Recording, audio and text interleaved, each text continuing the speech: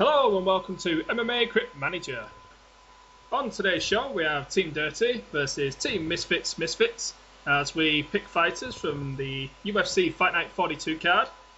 Joining me on today's show, managing Team Misfits will be Mr. Brian Hunt. Welcome to the show, Brian. Hello, how's it going? Not too bad, Brian. Okay, before we select our fighters for today's show, let's find out who was the winning manager and winning team in MMA Crypt Manager UFC 173. Now we had two winning teams for UFC 173.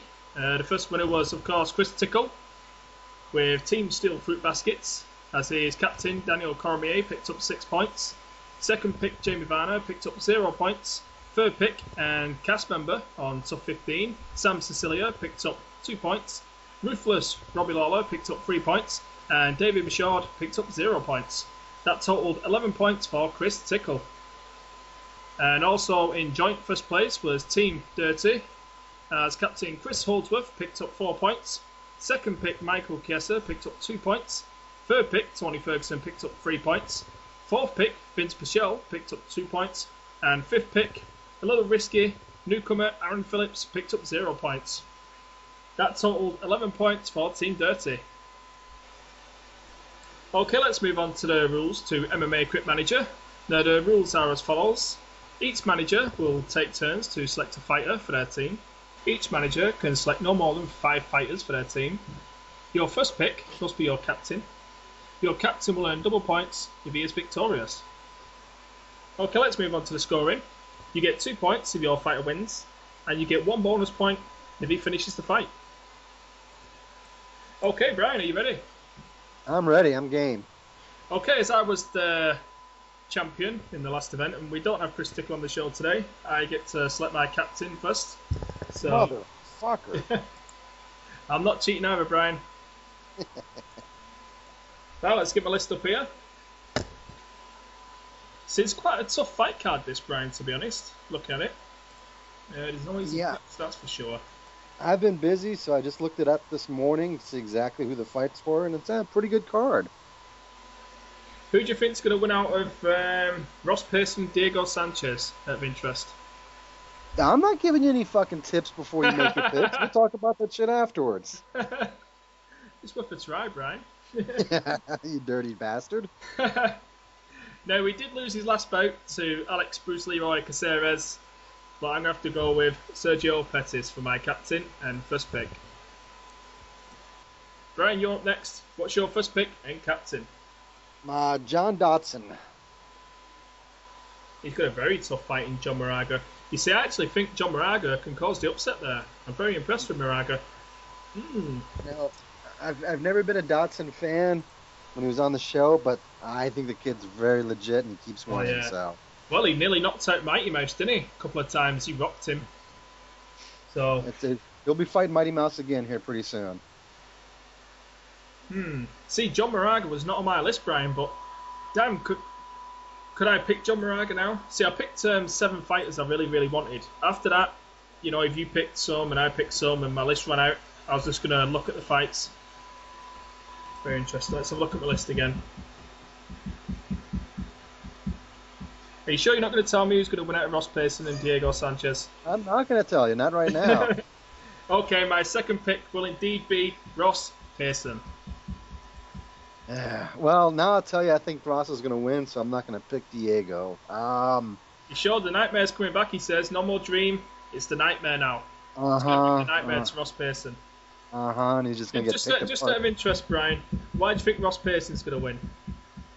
I think he's going to fight an unemotional fight and pick Sanchez apart. Yeah, that's what I think. More technical and crisp, especially counter-striking.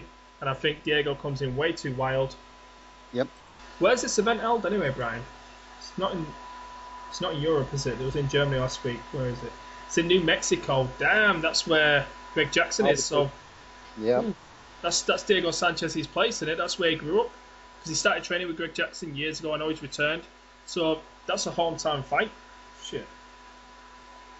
That's not good. Maybe I should have. Well, maybe I'll get desperate at the end. We'll see where I'm at. Maybe I'll be a Nightmare fan at the end. Okay, Brian, what's your second pick for Team Misfits? It's gonna be Scott Jurgensen. Oh, damn. I was checking that kid out who he's fighting today.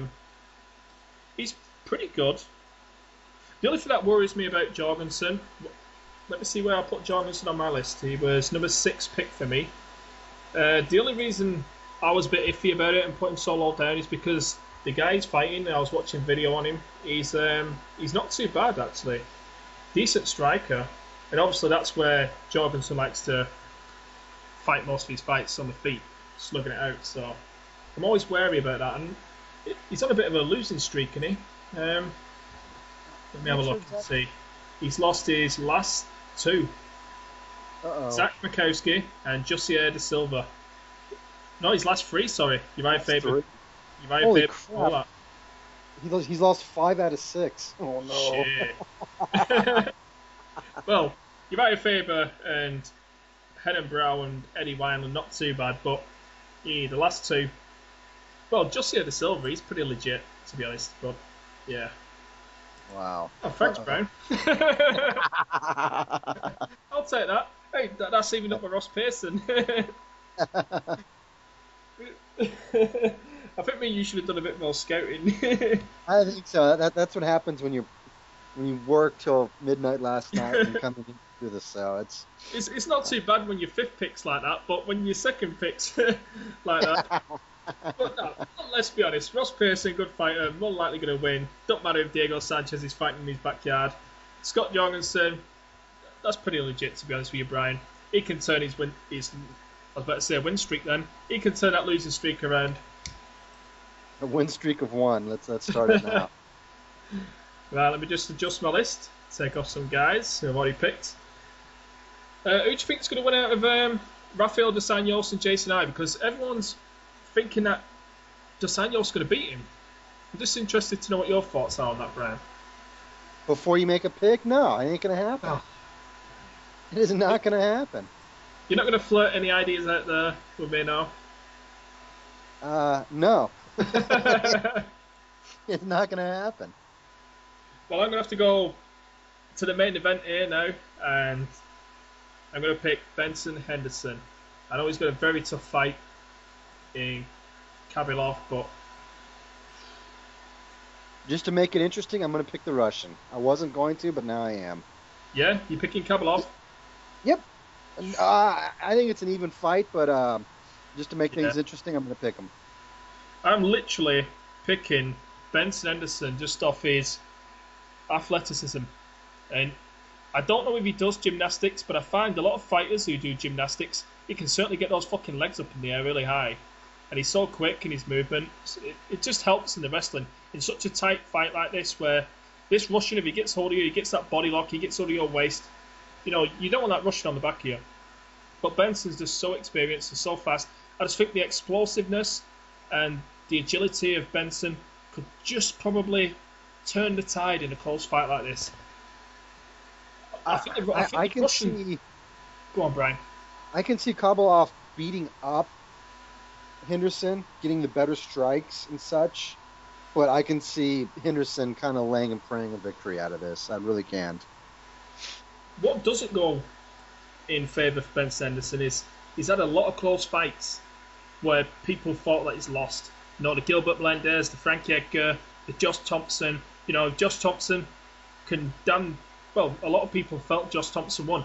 And the guy broke his thumb in like the first round or something. And he still managed to take it to Benson Henderson and get the win. He hasn't looked too impressive as of late. So... A lot of people seem to think they mixed up the matchmaking. What's the other Russian called, Brian? With the blonde hair like Koscheck's, the wig he puts on. Oh shit, that's where we need Greg. Starts with an M. Nibolov or something like that, or Nurmagomedov. That's the one. There you go. There you go. They seem to think, because he's the one who's ranked higher, and it makes more sense for Nurmagomedov to face him.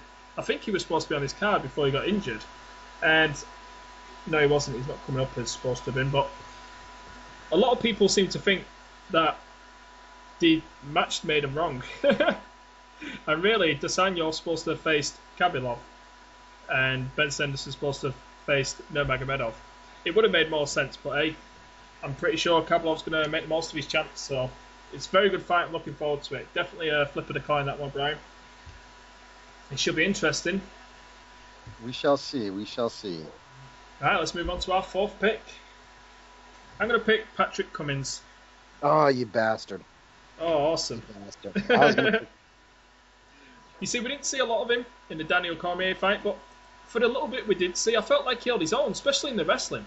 Now, Dan Henderson couldn't hold him off like that. And also, he trains with elite fighters, this Patrick Cummins. He's trained with some really high-level fighters for many, many years. Just because he hasn't got the cage time, I think we're going to see Patrick Cummins sticking around the UFC for a little while, to be honest with you. I think he was just a bit unlucky to get Daniel Cormier on his first fight. So, and he'll be looking to impress too, because obviously if he does lose, there is a good chance he's going to get cut. So that's some motivation there. And the guy he's facing is a newcomer.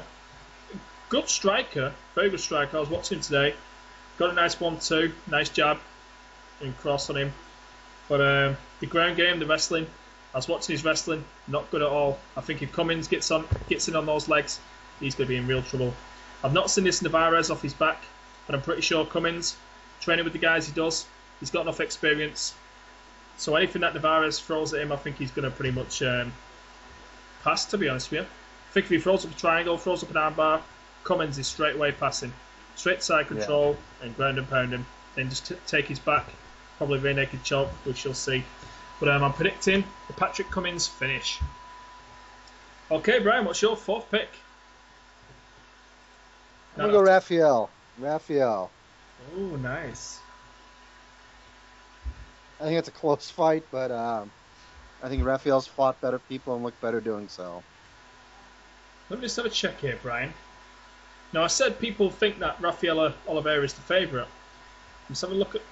There's a website I go on, Brian. They do like votes on who they think will win. And it's good, you know, it goes in percentages, who they think's going to win. Now, 86% of the fans think that Dos Anjos will beat Jason Hine. That's pretty big. That is, but they're fans. We're fans. We vote with our heart too much, so you never know. But I don't get why, Brian, because, let's be honest, Jason Hine is coming down from welterweight. The guy's pretty legit, to be honest with you. I think he's easily top 15 welterweight for me. He trains at American Top Team, very experienced. But I was looking at his record today. He's literally, let me just double check here, Brian. He's 9-1 in his last 10 fights, and his one loss was to Eric Silva. Now his wins are pretty decent. You got James Head in there, not too bad. Anthony Lapsley, a good strong wrestler, give him a really good fight. Rudy Bears, Quinn Mulhern, Sakurai, Jordan Main. So for that reason, and the fact that he is coming down in weight, so I don't think Raffaello's gonna bully him in the cage. I think pretty much the same reason I was picking Benson Henderson, because these wrestlers, these explosive wrestlers, very athletic, very agile. That's the reason I'm going to pick Jason Hine as my fifth and final pick. You turned it up against it. And the fact he was on my list. And another fact is, that's two fighters we got facing off against each other. So, are you going to pick Diego Sanchez now and make it 3 of our fighters? Why the fuck not? Why the fuck not? Let's do it. Yeah, Diego Sanchez? I was going to go Edwards. I'm a big Edwards fan. But that's a tough fight too, so... God, I haven't rooted for Diego in a long time. He hasn't done that yes shit in a while, so as long as he's not saying yes. You know, speaking of Yves Edwards, he's we all know he's a veteran. A lot of people remember that knockout of Josh Pump Thompson, where he basically had his back. Josh Thompson ran away and he kicked him in the face.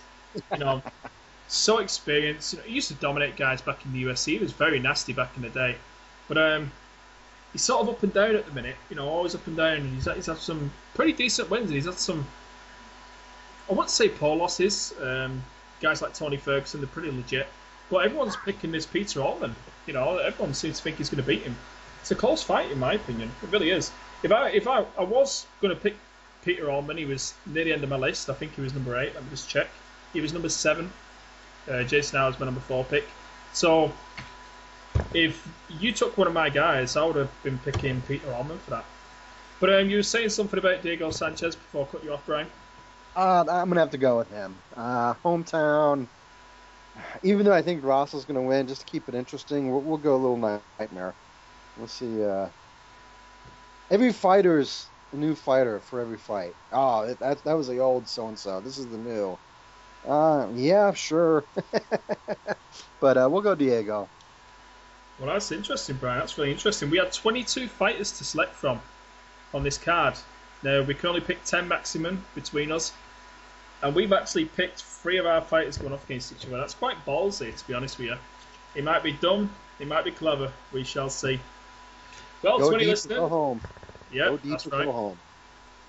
Well, 20 listeners, if you would like to find out the results to who won between Team Dirty and Team Misfits, check out the next episode of MMA Crypt Manager. From MMA Crypt Manager, thank you for watching.